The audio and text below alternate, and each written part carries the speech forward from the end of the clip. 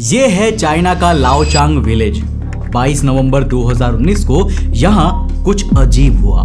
लोग अपने रोजमर्रा के काम कर रहे थे कि तभी उन्हें एक तेज आवाज सुनाई देने लगी, जो आवाज ऊपर आसमान से आ रही थी।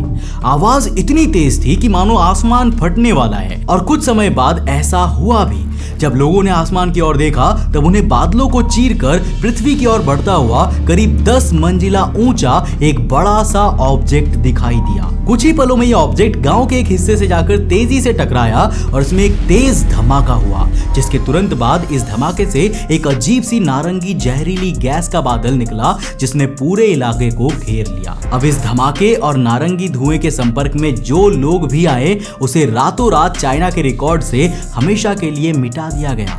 वैसे तो इस पूरे इवेंट में बहुत से लोगों ने अपनी जान गंवाई, लेकिन चाइना द्वारा ऑफिशियल डॉक्यूमेंट्स में आपको एक भी नाम नहीं मिलेगा। चाइना के गांव में गिरा ये 10 मंजिला ऑब्जेक्ट था उनका खुद का लॉन्ग मार्च 3B रॉकेट। और ये कोई अकेली घटना नहीं है। मून और मार्स पर रोवर उतार चुकी चाइना की स्पेस एजेंसीज के साथ कुछ सालों से कुछ अजीब हो रहा है। इनके रॉकेट अंतरिक्ष में जाने के लिए लॉन्च तो होते हैं, लेकिन आसमान में ही अपने आप रास्ता बदलकर उनके खुद के गांव को एक मिसाइल की तरह टारगेट करते हैं। और इस तरह की घटनाएं अब बढ़ती ही जा रही है। और अभी इसकी चपेट में सिर्फ चाइना ही नहीं, बल्कि उसके पड़ोसी देश भी आ रहे हैं, जिसमें इंडिया भी शामिल है। पर आखिर चाइना के ये बड़े बड़े रॉकेट्स अचानक कैसे उनके लिए मिसाइल बन गए हैं? क्या इसके पीछे कोई साजिश है? और आखिर कैसे चाइना के मैप पर मौजूद ये सीक्रेट लोकेशंस इन घटनाओं के लिए जिम्मेदार है, जिनके बारे में जानते हुए भी चाइना कुछ नहीं कर पा रहा है? वेल सो हेलो गाइस, मैं हूं कौशिक और चलिए शुरू करते हैं एक और नए एपिसोड को।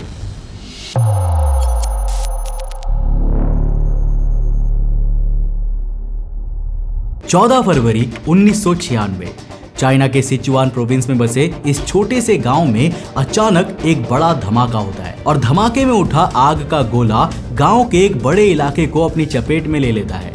इस घटना में कई लोगों की जान जाती है, लेकिन चाइना के ऑफिशियल आंकड़े केवल 6 लोगों की जान जाने का रिपोर्ट करते हैं। जब गांव के लोगों से इस घटना के बारे में पूछा गया तो लोगों का कहना था कि उनके गांव पर किसी दूसरे देश के मिसाइल ने हमला किया था, जिसे उन्होंने खुद आसमान से जमीन पर गिरते हुए देखा था। पर चाइना के इन मासूम पब्लिक को ये पता ही नहीं था कि ये कोई बाहरी देश की मिसाइल नहीं थी, बल्कि उनके अपने देश द्वारा आसमान में छोड़ा गया एक रॉकेट था, जिसका काम तो एक अमेरिकन सैटेलाइट को अंतरिक्ष में पहुंचाना था। लेकिन शीचैंग सैटेलाइट लॉन्च साइट से लॉन्च के कुछ समय बाद ही चाइना का ये 10 मंजिला ऊंचा लॉन्ग मार्च 3B रॉकेट अपने रास्ते से हटकर सीधा पास के गांव की ओर एक मिसाइल की तेजी से बढ़ता चला गया।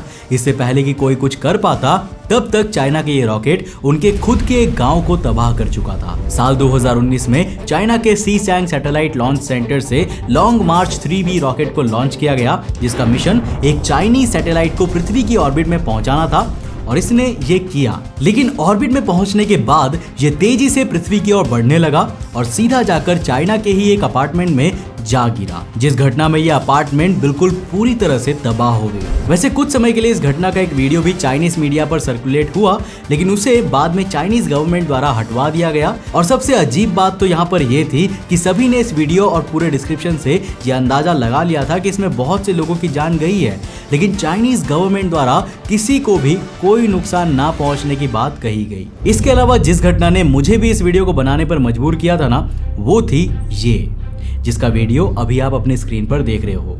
ये वीडियो है 7 सितंबर 2020 की, जब चाइना के लीलोंग विलेज में लोगों को आसमान से तेज धमाके की आवाज आने लगी और लोगों ने पाया कि एक बड़ा सा रॉकेट तेजी से उनके गांव की ओर गिर रहा है। लोगों को जिस बात ने सबसे ज्यादा डरा दिया था वो ये थी कि एक घातक मिसाइल बन चुका ये चाइनीज रॉकेट सीधा उस गांव के स्कूल की ओर गिर रहा था, जिसमें उस वक्त गांव के काफी सारे बच्चे मौजूद थे। और कुछ ही सेकंड्स बाद वो तेजी से जमीन में आकर गिर गया।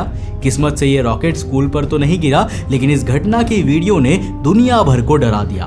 और इस वीडियो को जिसने भी देखा, सबका यही सवाल था कि क्या होता अगर ये रॉकेट उस स्कूल पर गिर जाता तो। वैसे चाइना का जवाब तो यही होता कि इसमें किसी को कोई नुकसान नहीं पहुंचा, लेकिन ये घटना कितनी घातक हो सकती थी। इसीलिए मैंने भी जब इस इंसिडेंट को देखा और मैंने और रिसर्च करी, तो मुझे कई पैटर्न्स मिले जिसमें साफ साफ देखा जा सकता था कि आज के समय में अपना खुद का एक स्पेस स्टेशन हैंडल करने वाली स्पेस एजेंसी जो मून और मार्स तक जा चुकी है, उसके रॉकेट कुछ डिकेड से काफी अजीब तरीके से बिहेव कर रहे हैं और उनके खुद के ही शहरों और गांवों को टारगेट बना रहे हैं। लेकिन इन सभी घटनाओं में ना एक स्पेशल पैटर्न देखा गया, जो पैटर्न था कि इन रॉकेट के इन गांवों पर गिरते ही धमाके के साथ एक ऑरेंज क्लाउड का बाहर आना और एक बड़े इलाके को घेर लेना, जिसकी चपेट में आने का मतलब आपकी जान जाना तय थी। पर आखिर क्यों?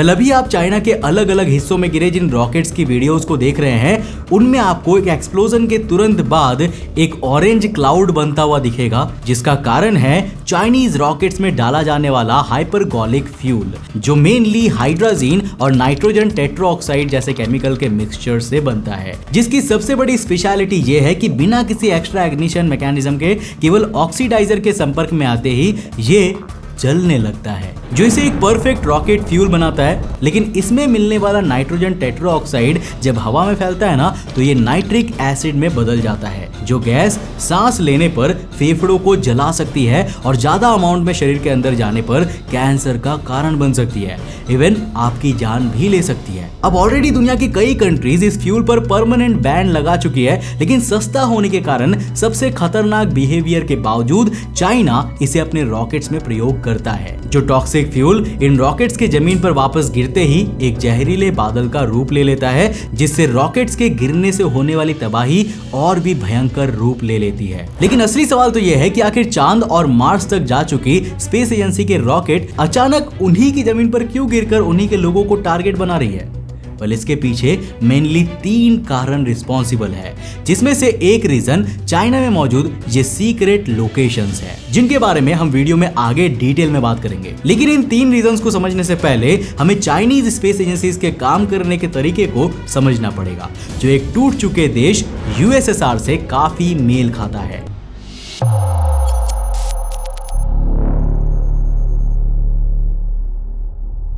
तो साल 1950 के दशक में जब दुनिया में कोल्ड वॉर के कारण माहौल गरमाया हुआ था, उस वक्त सोवियत यूनियन और अमेरिका के बीच अंतरिक्ष में अपनी सुपीरियॉरिटी साबित करने की होड़ लगी हुई थी।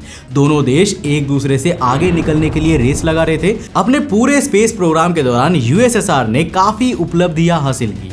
उन्होंने साल 1960 के दौरान ही चंद्रमा पर कई पेलोड्स उतारे, रॉकेट उतारा एवं इंसान को अंतरिक्ष में भी भेजा और उसी समय मार्स एंड वीनस पर ऑर्बिटल मिशंस भी भेजे, जो सुनने में काफी बड़ी अचीवमेंट लगती है और जो है भी।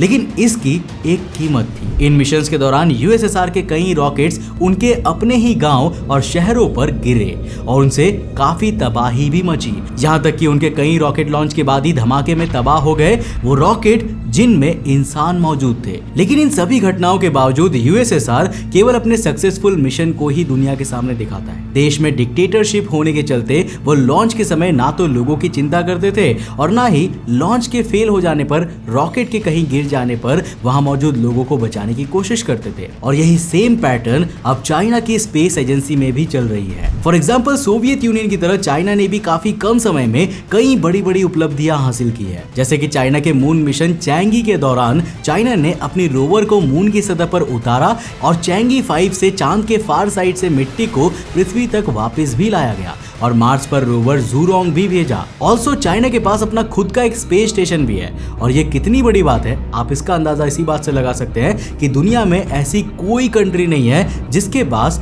अपना खुद का स्पेस स्टेशन हो। अब आप में से काफी सारे लोग कमेंट सेक्शन में लिखने लग जाओगे कि इंटरनेशनल स्पेस स्टेशन तो है ही, लेकिन मैं यहाँ पर क्लियर कर दूं कि इंटरनेशनल स्पेस स्टेशन किसी एक कंट्री की नहीं है, बल्कि उसमें कई सारे कंट्रीज का हिस्सा है। पर दोस्तों, जैसा कि मैंने कहा कि इन सब की एक कीमत होती है। आपको रूल्स एंड रेगुलेशंस के साथ कंप्रोमाइज करना होगा, लोगों की जान को खतरे में डालना होगा, अपने रॉकेट को काफी ज्यादा चीप बनाना होगा ताकि आप मल्टीपल रॉकेट लॉन्चेस अफोर्ड कर सको। और चाइना के रॉकेट्स में ये सभी प्रॉब्लम्स मौजूद है। चलो एक बार को इनके सबसे एडवांस रॉकेट को गौर से देखते हैं।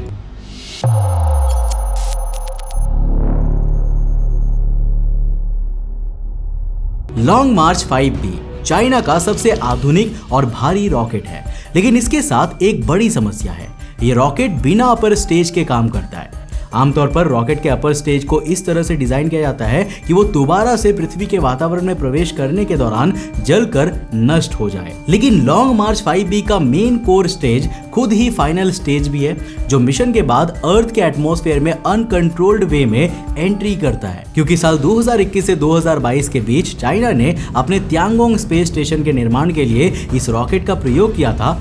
इसी दौरान इसके मलबे ने कम से कम 3 बार अनकंट्रोल्ड तरीके से पृथ्वी पर गिरकर लोगों के लिए खतरा पैदा किया। एक घटना में तो इसका मलबा आइवरी कोस्ट में गिरा था, जहां के निवासियों ने आसमान से मलबा गिरते हुए देखा था। इसके अलावा चाइना के कई rockets time to time Europe के भी कई हिस्सों में गिरते रहे हैं, जिसके कारण एक बार तो फ्रांस में अलर्ट भी जारी करना पड़ा था। और ये तो मैंने सिर्फ चाइना के सबसे एडवांस रॉकेट की बात की है। इसके अलावा चाइना के कई ऐसे रॉकेट्स की लिस्ट है जिन्होंने अंतरिक्ष को नहीं बल्कि उनके खुद के देश या फिर दुनिया के अलग अलग जगहों को निशाना बनाया है। बट स्पेशली अगर हम इन चाइनीज रॉकेट्स का उनकी खुद की कंट्री पर गिरने के रीजन्स पर आए ना, तो शॉकिंगली इसमें रॉकेट के डिजाइन के अलावा और 2 इंपॉर्टेंट फैक्टर्स ऐड होते हैं। फॉर एग्जांपल, आप चाइना के इस मैप पर मौजूद इन डॉट्स को देखिए। ये कुछ और नहीं बल्कि चाइना में मौजूद रॉकेट लॉन्चिंग साइट्स हैं। चाइना में लॉन्च होने वाले ऑलमोस्ट सभी रॉकेट्स इन्हीं लॉन्चिंग साइट से अंतरिक्ष के सफर की शुरुआत करते हैं। और दोस्तों सच बताऊं तो इन रॉकेट्स का उनके अपने शहरों और गांवों पर गिरने की असली वजह चाइना की यही लॉन्चिंग साइट्स हैं। नहीं समझे? चलो सिंपल वर्ड्स में समझाता हूं। तो देखो, चाइना ने कोल्ड वॉर के दौरान अपने देश में कई ऐसे मिलिट्री बेसेस बनाई थी जहां से दुश्मन देश पर सीधा मिसाइल अटैक करने की कैपेबिलिटी थी। और क्योंकि ये मिलिट्री बेसेस थे, इसीलिए इन्हें देश के काफी अंदर पहाड़ियों एंड लोगों की आबादियों के पास बनाया जाता था। क्योंकि मिलिट्री बेस देश के जितना अंदर और आबादी के पास होंगे, वहां पर अटैक करके उसे डिस्ट्रॉय करना उतना ही ज्यादा मुश्किल होगा। पर जब चाइना की स्पेस एजेंसी ने हेवी रॉकेट लॉन्च करने शुरू किए, तो चाइना ने अपनी इन्हीं मिसाइल लॉन्च साइट्स को रॉकेट लॉन्चिंग साइट्स की तरह प्रयोग करना शुरू कर दिया। और चाइना की यही सबसे बड़ी गलती थी।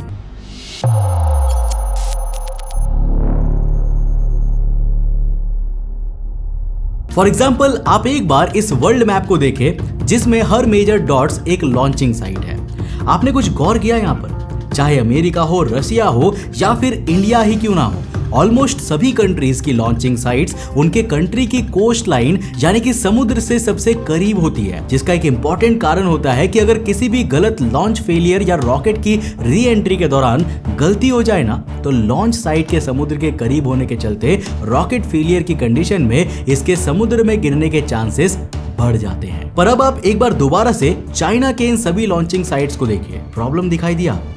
वेल हाँ, इनकी सबसे बड़ी प्रॉब्लम यही है कि चाइना की ये सभी लॉन्चिंग साइट्स देश के काफी अंदर कोस्ट लाइन से कई हजार किलोमीटर्स दूर है। फॉर एग्जांपल, चाइना की सबसे फेमस शीचैंग लॉन्च साइट इनकी कोस्ट लाइन से ऑलमोस्ट 1000 किलोमीटर दूर है, जहां से चाइना सबसे फ्रीक्वेंट लॉन्चेस करता है। एंड अगर आप मैप पर इस लोकेशन को गौर से देखेंगे तो आपको इसके करीब कई गांव और सिटीज देखने को मिलेंगे। इसीलिए इस साइट से लॉन्च होने वाले रॉकेट फेलियर की कंडीशन में सीधा आसपास के इन्हीं आबादी वाले क्षेत्रों को अनकंट्रोल्ड तरीके से मिसाइल की तरह हिट करते हैं। फॉर एग्जांपल, मैंने इंट्रो में जिस लाओचांग विलेज में गिरने वाली जिस रॉकेट का जिक्र किया था, उसे शीचैंग लॉन्च साइट से ही लॉन्च किया गया था। इसके अलावा चाइना में ऑलमोस्ट सभी रॉकेट गिरने वाले इंसिडेंट्स में उनकी लॉन्चिंग साइट्स का आबादी के बीच होना ही रिस्पॉन्सिबल ठहराया गया है। पर अगर ऐसा है और दुनिया इवन चाइना इस प्रॉब्लम के बारे में जानता है, तो चाइना अपने लोगों को बचाने के लिए इन लॉन्चिंग साइट्स को अपनी ऑलमोस्ट 15,000 किलोमीटर की कोस्ट लाइन पर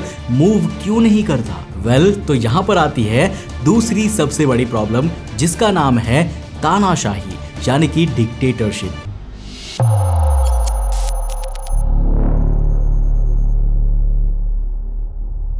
देखो, हम सभी जानते हैं कि चाइना एक वन पार्टी नेशन है जो ऑलमोस्ट डिक्टेटरशिप की तरह काम करता है, जिसका नतीजा ये होता है कि यहाँ कंपनीज इवन गवर्नमेंट एजेंसीज सब केवल मिशन के सक्सेस होने और प्रॉफिट बनाने के बारे में ही सोचती है। किसी लॉन्च साइट को दोबारा से बिल्ड करना काफी ज्यादा एक्सपेंसिव होता है, क्योंकि इसके लिए आपको केवल लॉन्च साइट ही बिल्ड नहीं करनी, बल्कि आपको वहां पूरी एक रॉकेट मैन्युफैक्चरिंग सिस्टम भी लॉन्च साइट के पास बिल्ड करना होगा। क्योंकि रॉकेट को ट्रांसपोर्ट करना, स्पेशली कई हजार किलोमीटर बाई रोड ट्रांसपोर्ट करना काफी एक्सपेंसिव होता है।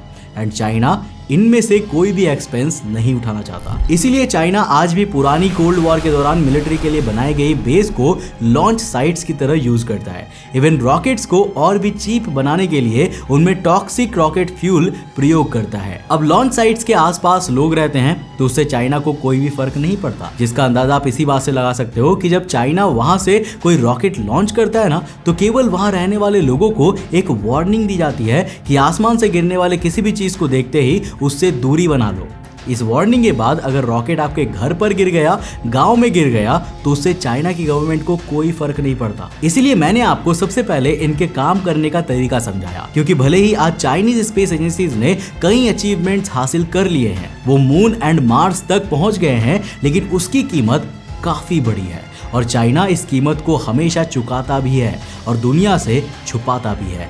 चाइना में इतनी रॉकेट इंसिडेंट्स होते हैं, लेकिन उसमें चाइना मेजॉरिटी टाइम्स किसी की जान जाना या किसी भी इंजरीज की रिपोर्ट नहीं करता, चाहे भले ही उसका पूरा गांव एक रॉकेट गिरने से तबाह क्यों ना हो गया हो। और हम सभी जानते हैं कि इस तरह का रवैया डिक्टेटरशिप के अलावा किसी भी डेमोक्रेसी में नहीं चल सकता। इसके बावजूद आपको हमारे ही देश के कई लोग चाइना के अचीवमेंट गिनवाते हुए मिल जाएंगे, क्योंकि वो नहीं जानते कि चांद और मार्स तक जाने वाले चाइना के यही रॉकेट्स उनके गांव और स्कूलों पर गिर रहे हैं। वो ये नहीं जानते कि अगर वहां किसी बड़ी कंपनी को कोई फैक्ट्री लगानी है और उस कंपनी ने एक ऐसी जगह चुनी है जहां एक बड़ी आबादी वाला गांव है, तो चाइना की सरकार कंपनी को उस जगह को देने से मना करने के बजाय उस पूरे गांव को खाली करवा देती है। इसके अलावा रिसेंटली रिपोर्ट्स में चाइनीज बैंक्स के कोलैप्स होने की भी खबरें आई थी, जिसमें कई चाइनीज लोगों ने अपनी जीवन भर की कमाई को खो दिया है। लेकिन किसी भी कंडीशन में आपको उनकी कैपिटल बीजिंग में कोई भी चाइनीज नागरिक प्रदर्शन करते हुए नहीं दिखेगा। कोई रॉकेट गिर जाए, उनके घर को किसी नेता द्वारा छीन लिया जाए